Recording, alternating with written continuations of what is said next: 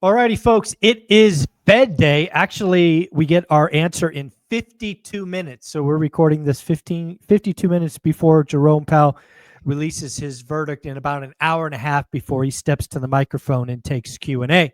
Also, this morning, we got the fact that mortgage purchase demand is up a surprising 11% week on week. Refi demand also up 11% week on week. We also have more and more reports about how dead the spring selling season is, and inventory is exploding higher. I thought we'd have this conversation with Matt, the mortgage guy, somebody who's been in the business a long time, and just say, what the heck is going on? What do you expect today? Where does the spring selling season go? Man, lots of stuff to talk about. Yeah, I mean, I think that the Fed today, which we all know there's not going to be a cut, is pretty inconsequential for the conversations I'm having or going to have, in my opinion, which vast majority of my daily conversations are real estate agents who are working with buyers or homeowners looking to refinance. And when I say buyers, some of them are buying a primary, some are buying investment properties.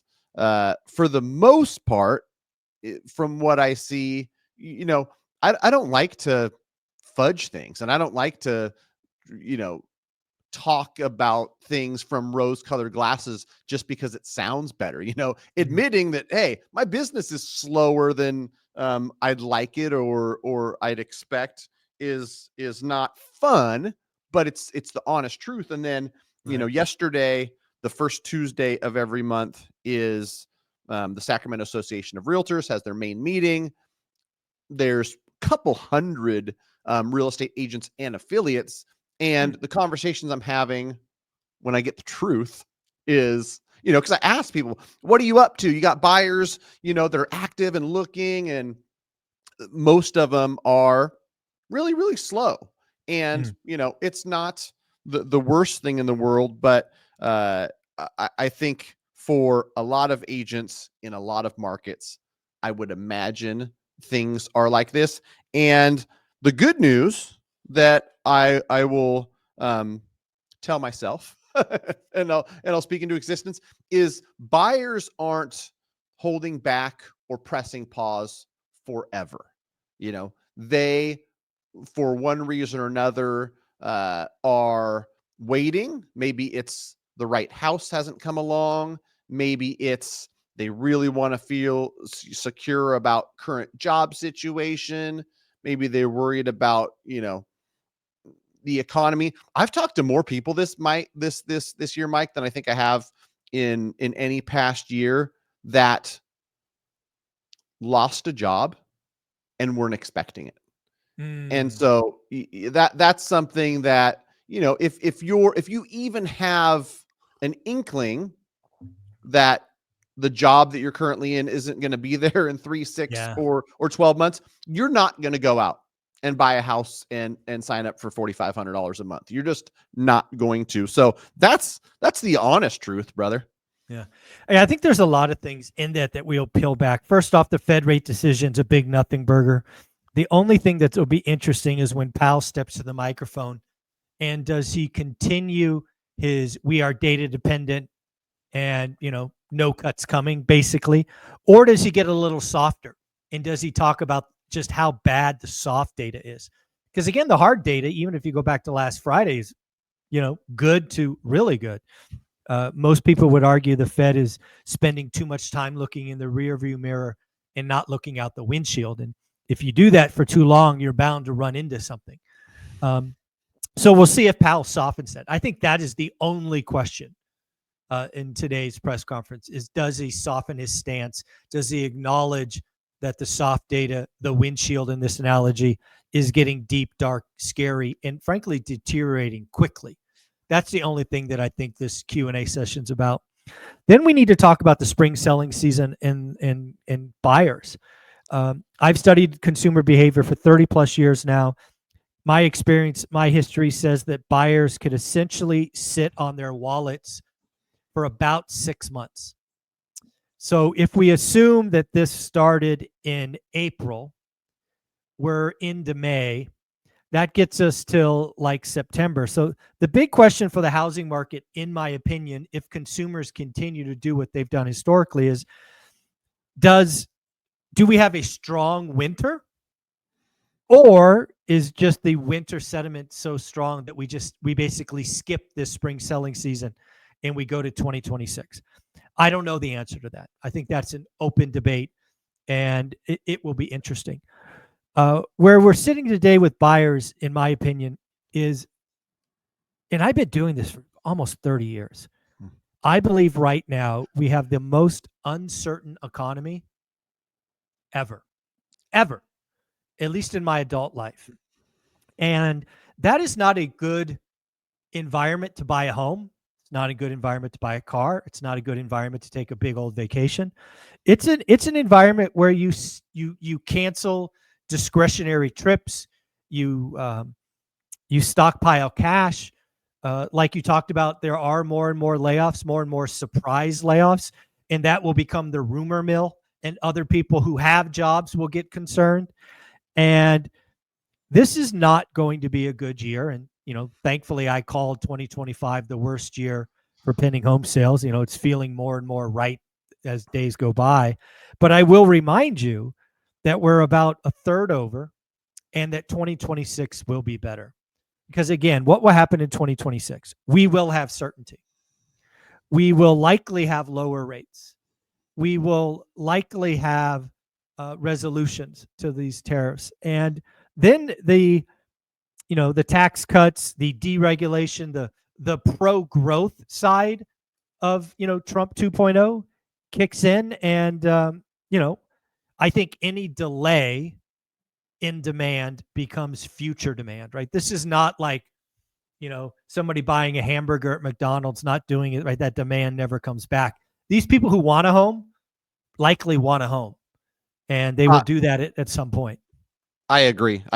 Yeah. And for what it's worth, people listening probably have similar questions to the questions I get on a daily basis. And one of the big ones I'm getting lately, and I like it because people know I'm going to answer it honestly. They're hemming and hawing, and I don't know, because of this, that, or the other, is now a good time to buy? And that's a question that I get quite a bit. And I think about the last time I answered that. And again, like everything I talk about in real estate and mortgage, it's so client specific. Your specific scenario, your life, your goals, how everything else is lining up is individual to you. So it's not going to be the same answer for one person that it is for another. But I'd love to get your take, Mike, on when people ask me, I get it asked all the time. I'll answer it first so you don't lead the witness. So the first thing that happens when somebody asks me on a YouTube comment or Instagram post is, and I answer this kind of tongue in cheek, but I mean every word of it. If you're asking a stranger on the internet if you should buy a home, the answer is you shouldn't buy a home. You're not ready. But let me step back and answer it how I would tell a friend today. I would tell most people, that today is a terrible time to buy a home and you shouldn't. Why do I say that? Because most of you are lazy and you won't do the work. Most of you won't write 20 offers and follow up 17 times. Most of you won't do the work to find the motivated seller and get the great deal. I don't care if you're an investor or a homeowner. This is the time. We are in a buyer's market in most of the country that you should be getting a deal of a lifetime. And that means finding the motivated seller, getting the debt structure, getting the interest rate, getting the best deal possible, because we have more and more motivated sellers. Inventory is up 30% across the country. It's up 80% in Las Vegas. We've got interest rates down from a year ago. We have so much uncertainty. We have sellers just stacking and stacking and stacking. So again, I think most people are just lazy, and thus it's a terrible time. There's a small percentage of folks, somewhere between 5 and 12%, that this will be the best time ever to buy a home, because they're willing to do the work. They're willing to do the hard work. They're willing to be boring and consistent and follow up. And if that's you, congratulations. You're going to get the deal of a lifetime. Most of your peers are just lazy and won't do it. So good luck, go hunting and have some fun. Yeah, I've got a couple things to say. One, I won't name them personally because I don't know if they want to be named, but ORAT listener who I connected with, have them pre-approved in Florida. They're buying an investment property in Florida. Like I normally do, and you've heard this from me, Mike, go ahead and connect me to the list side. I'll let them know we've got a full file. We can close it quickly and whatnot. The funny answer I got from this investor was, don't sweat it, Matt. My offers are so ridiculous. I don't expect this one to get accepted. I'll loop you in when we're getting close, but for now, it's save your time. It's disrespectful, and it's I love it's got a very, very small chance. So that investor for sure. I'd love to get your take too. I've got buyers who, the questions are pretty specific, and it's sometime in the next 24 months. I need to go from wherever I'm at to someone who's going to buy in the next 24 months. When I think about it and I want to answer it genuinely and with an honest answer, they're thinking about price and okay, that's fine. Whether you buy today or in 12 months or 24, it's not going to, you're not in a have to buy situation. My best guess for the next 12 to 24 months for most markets that I'm operating in is the prices are probably going to, if I had to pin it, same 5% higher, 5% lower, 10% higher, it's probably the same price. And so I'm telling buyers this where, you've got this really cool situation where they're going to let you rent for another year or two this home at a ridiculously low price. I'm not going to step out and say, man, you got to buy now because it might be 10% more expensive next year because rates go down to 5.99, even though it's possible. So I guess what's your take on my answer? So again, my call for prices has been the same for 3 years, and thus far I've been basically right. They're going to be flat for basically the rest of the decade because we got all the appreciation in the first 2 or 3 years. So, and again, that's national talk. It's not regional. Every market is different. Learn your market. But back to your question at hand, my statement doesn't change. If you're a homeowner that has the flexibility to buy, today or sometime in the next 24 months, let me ask you this question. Do you want more or less competition? The answer is hopefully pretty easy. You want less competition. So the first thing I would ask you is, do you expect more or less competition in the next 24 months? I don't know. You have to answer that for yourself. What about supply? Do you expect more supply or less supply in the next 24 months? Well, I think the supply has been very consistent. It's only going one direction in most of the country. And then motivated sellers, right? We are starting to see motivated sellers. We're starting to see seller financing right in the description. It is clear that some people are getting increasingly motivated. So I would tell a home buyer in this situation, today to the next 24 months is learn your market in your buy box. Where do you want to live?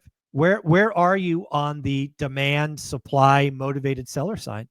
And I still tell, even if you thought the market would go down 5%, I would still rather buy when there's no competition. Why? Because I don't pay freaking list price. People, are you not paying attention? If you think prices are going down 5%, my offers are going to be 15, 20, 22% below asking. I'm going to build that in so it ain't going to matter. So again, it is about discipline, focus, willingness to get a bunch of no's so that you eventually get a yes. Yep, I agree. There's going to be opportunity for those deal hunters and those willing to write disrespectful offers, negotiate, and for the buyers out there, some of them do it on their own. If you connect with a real estate agent who you're going to work with, make sure they're of that same mindset too, because I know plenty of agents that don't really understand negotiations. They don't understand anything about real estate investing, to be quite frank. They just know, I find house that buyer like, I write contracts, sell side accepts, and off we go. So yeah, interesting season in real estate and opportunity ahead. Thanks as always for your take, Mike. I really appreciate it, man. Absolutely. Where can people find you? Go to greatmortgagebroker.com. We're licensed in 48 states. Like we both mentioned, all markets are different. So you've got to figure out what's going on in your market. Some markets, tons of inventory, tons of opportunity. You're going to have a lot of leverage as a buyer. Other markets, maybe less so, but whatever the case, you need to, one, get yourself pre-approved and know your numbers. Two, connect with an agent who knows that market well and can negotiate on your behalf. So start with us at greatmortgagebroker.com. We're happy to help. Thank you, buddy. Take care. Have a good week. Thanks, Mike. All right. You too, my man.